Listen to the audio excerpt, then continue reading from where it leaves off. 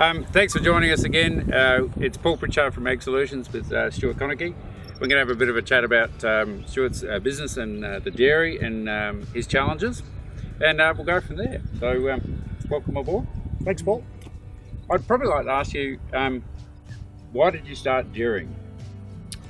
I guess it was more family history than anything else. I mean, I grew up on the dairy and always enjoyed being out around the farm and milking the cows and that sort of thing. And I think that's probably the main reason. I just enjoyed the farming life. So that was the main reason, and I see that there's a future in it. So yeah.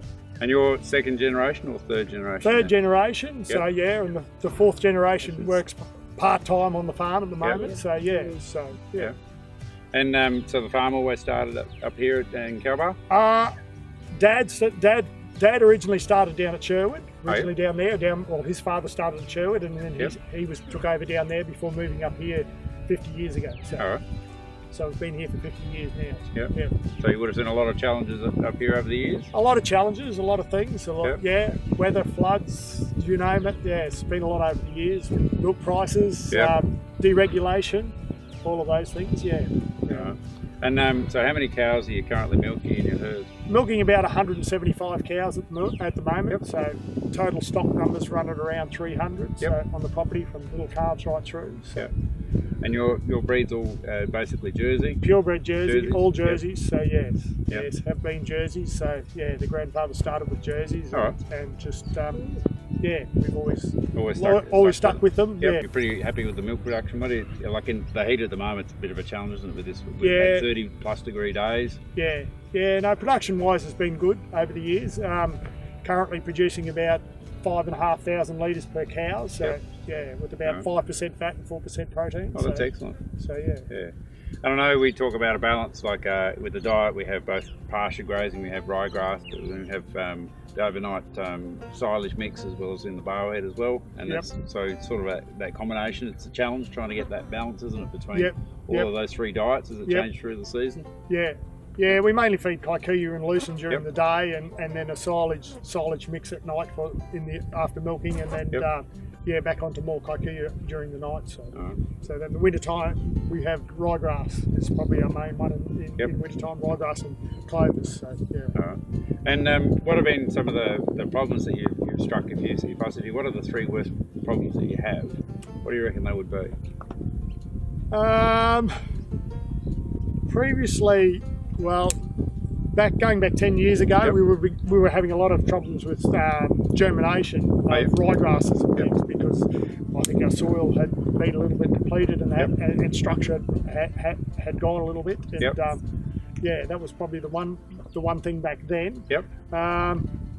Other challenges, I think just the extreme weather events. I think that's probably one of the challenges that face you all the time. So. And trying to manage that and have risk. And trying to manage that, and no two seasons are ever the same, with crops, insects, all sorts of things. So it's a real juggling act between everything, isn't it? You think you got things right, but it doesn't. The next year's different. So it is. And so if I asked you, what would you see as paradise for you for the farm? What are the things that you'd like to see ticking along if they were all right for you?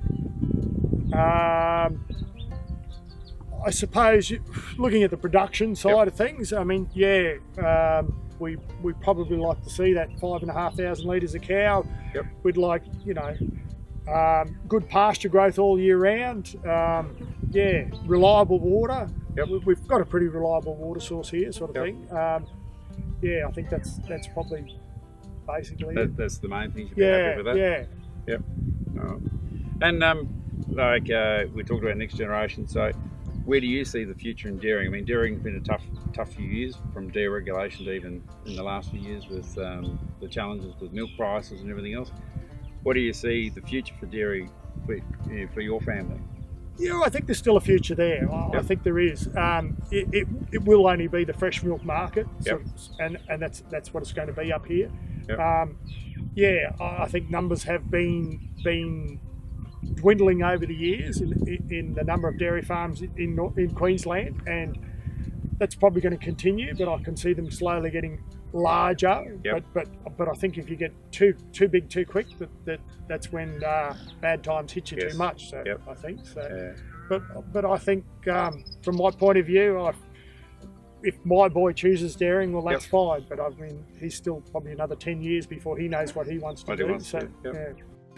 And I know we've talked about before about where you see some investment in the future in the farm, like we talked about perhaps some water points, getting them off the creek. Yep. From an environmental point of view, good management. But then, like because of the heat, we talk about hopefully one day there might be a nice barn shed up here for them to make it cooler for them during the day. And yeah, that's one of the future things we want to look at.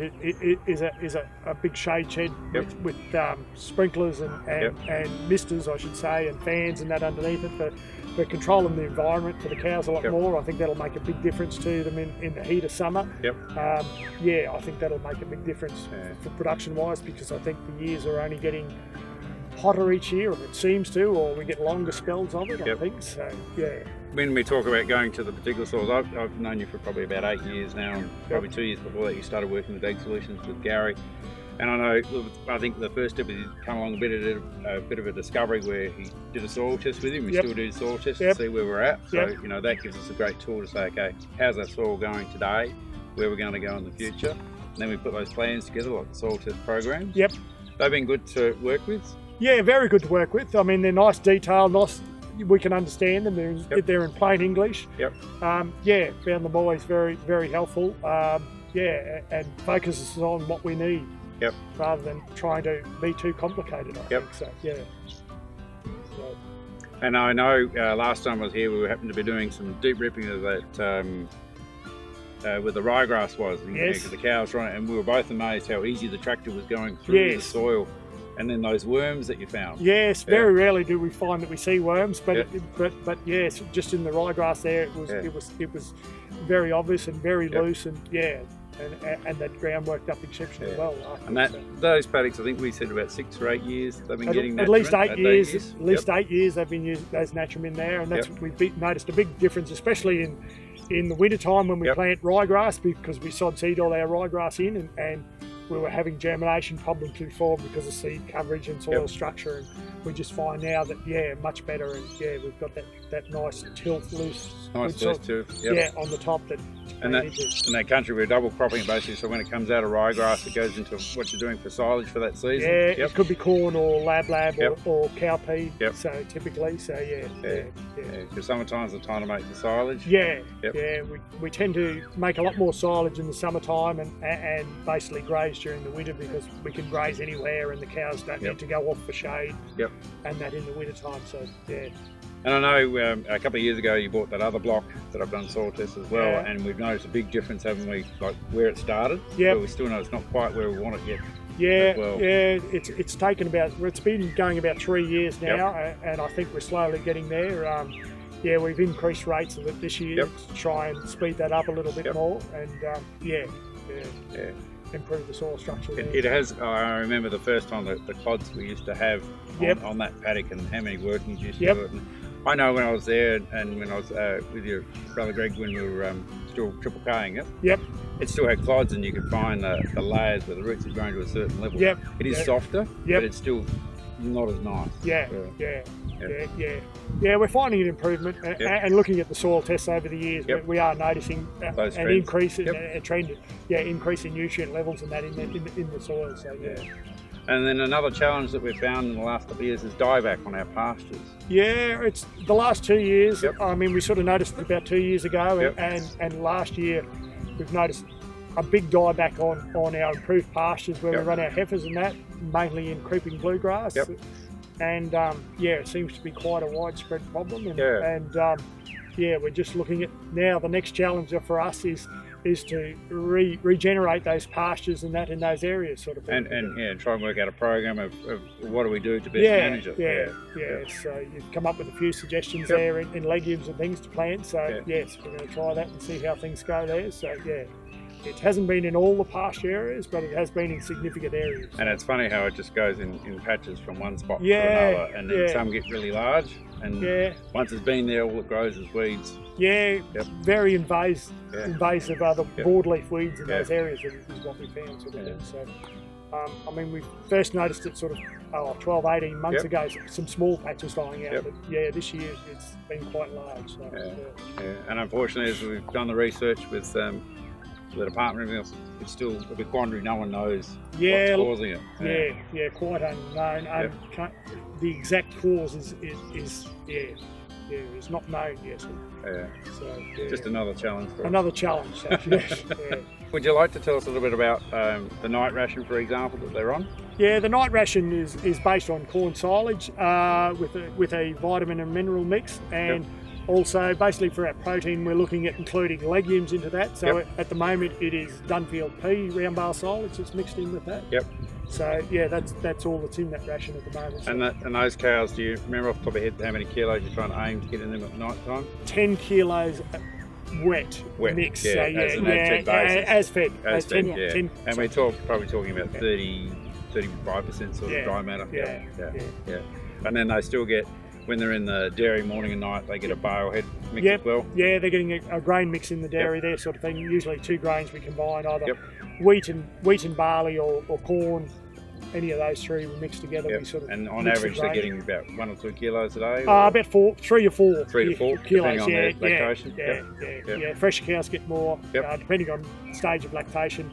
For the first 100 days they're getting 5 or 6 kilos, and then after the next 100 days they get 4, and then down to the 200 days plus they're getting 2 kilos. And then daytime they go and graze?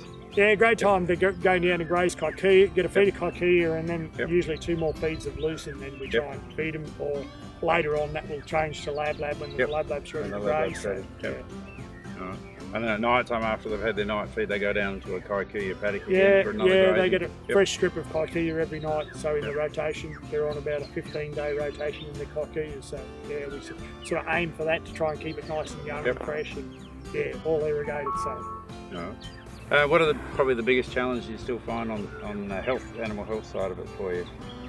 Probably mastitis, cell count. I mean, I think it's the biggest issue any dairy farm faces these days. So, yeah, just trying to keep it down and in the premium price range sort of thing. So the bonuses for keeping you the cell count under 200,000, I think that's probably our biggest challenge sort of thing. So, typically we are sitting around that, and we jump up and under and over it sort of thing. And and it's hard to predict why. Yeah. Sometimes it's just weather. Sometimes it's humidity. Sometimes it's the mud. Sometimes sometimes it's for no reason. And I think that's probably one of the bigger issues. The health issues that has happened over the years. And one thing I'll ask is, if I was to say to you, you're at having a cup of tea with another dairy farmer, and I said, how would you introduce AgSolutions to that dairy farmer? I just tell him about the results that we've achieved over the years with the use of Naturmin products and what they've done to our especially to our germination of our ryegrass pastures and our kikuyu pastures and that. Like, we've noticed a big improvement, big difference between them. And just the soil health has changed. So what's probably the proudest moment that you've had so far in your farming life? I think just the family life, being married and having children, and the enjoyment that they get out of the day-to-day farming and the lifestyle that we get to enjoy out here. And I think it's just a great lifestyle, and they enjoy it so much. So I think that's probably the biggest achievement that I can see.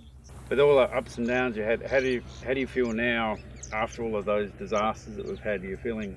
What's your feel? How do you feel today about it all? Oh, positive, I think. You know, I think every challenge. I mean, challenges are put there for a reason, I think, and that's just to test our resilience, our inner self, I suppose. You know, I mean, life would be pretty boring, I suppose, if we didn't have challenges and if we were all swimming along and making millions of dollars and living a life of luxury. So, I think we'd get bored with it. We'd get bored with our challenges. I'd like to try. No, for a while, Just for a while. Just for a little while, yeah. And actually, a really good question from a dairy farm point of view. Have you ever had a holiday away from the dairy? Yes, we regularly. That's one thing we make sure that we do have holidays away. I mean, we've been overseas a couple of times. We'll be away. We go to the coast at least every year for a week, and we spent 3 weeks in America a couple of years ago, Yeah, we get away when we can. So That's yeah, good. we just otherwise, if you don't get away, you become too run down, I think, and I think it's always an important part about it's getting away from your day-to-day environment, especially for your family relationships and all those sort of things. I think so. Yeah. Yeah, that balance. Yeah. Getting that right balance between work and play. So yeah. And do you have many other dairy farmer groups, or do you talk to other dairy farmers much? Yeah, involved in SEQ young dairy farmers in the area. They have regular meetings and things where they go to different farms and different subjects and that sort of thing. So we quite regularly attend those sort of things. So yeah, that's probably one of the main ones around the area. So I always like to go along to field days and that on different subjects because you can always pick up something along there. So. And I often find you're not the only one with that problem. No. Most times, whatever problem you've had on the farm, someone else has had that problem. Yep. And it's interesting to see how they managed it or what they came up with to try and work it out. Yep. Because that's where you learn from sharing, isn't it? Yeah. Regularly attend the Gatton College ones. They have those every 3 months, I think it is. And regularly attend those. And find it very interesting what they're doing up there. So research and that. So.